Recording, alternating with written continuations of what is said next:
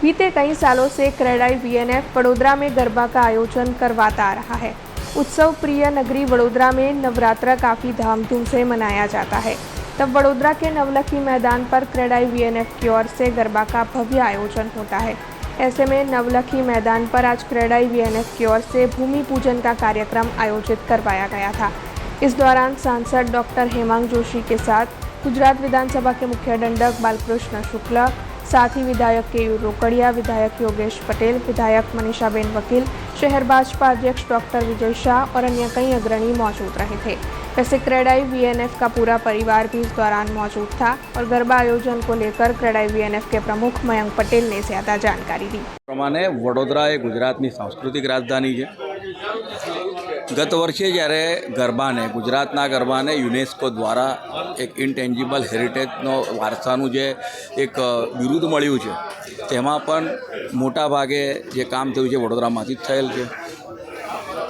આજે આપણે જે ખાતમુહૂર્ત કરવા આવ્યા છે, આપણે જે ભેગા થયા છે, ક્રેડાઈ દ્વારા વડોદરા નવરાત્રિ ફેસ્ટિવલ આખા દેશમાં કોઈ ઠેકાને ક્રેડાઈ દ્વારા આ પ્રકારના કાર્યક્રમોનું આયોજન થતું હશે તો કદાચ એ ફક્ત વડોદરા શહેરમાં જ થાય છે।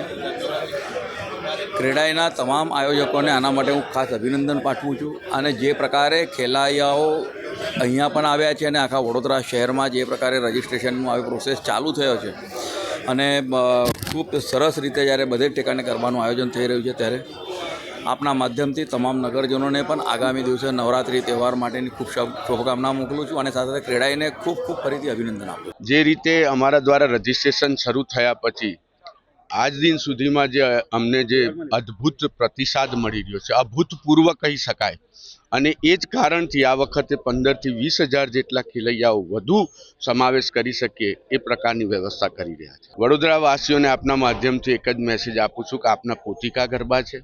તમામ ખેલૈયાઓને કે ભાઈ આ મા જગદંબાનો ચાચર ચોક અમે સજાવી રહ્યા છે, એમાં આપ માની આરાધના કરવા પધારશો। સાથે સાથે વડોદરાવાસીઓ અદ્ભુત ગરબા અને અદ્ભુત આયોજનમાં એક તમારો પોતાનો ફાળો જે ગણાય એ રીતે પધારવા વિનંતી કરીએ છીએ। જે રીતે વડોદરાની અંદર જે પૂર આવ્યું હતું અને આ પૂરની પરિસ્થિતિમાં આખું સમગ્ર વડોદરા જ્યારે હેરાન પરેશાન થયું છે ત્યારે ઘણા બધા પરિવારો છે કે જેમની ઘરવકરી જે છે એ આ પૂરમાં તણાઈ ગઈ છે, ત્યારે ફૂલ નહીં તો ફૂલની પાંદડી સ્વરૂપે અમે 500 જેટલા પરિવારને ઘરવકરી 5,000 રૂપિયા પ્રત્યેક પરિવાર દીઠ આપવા જઈ રહ્યા છે।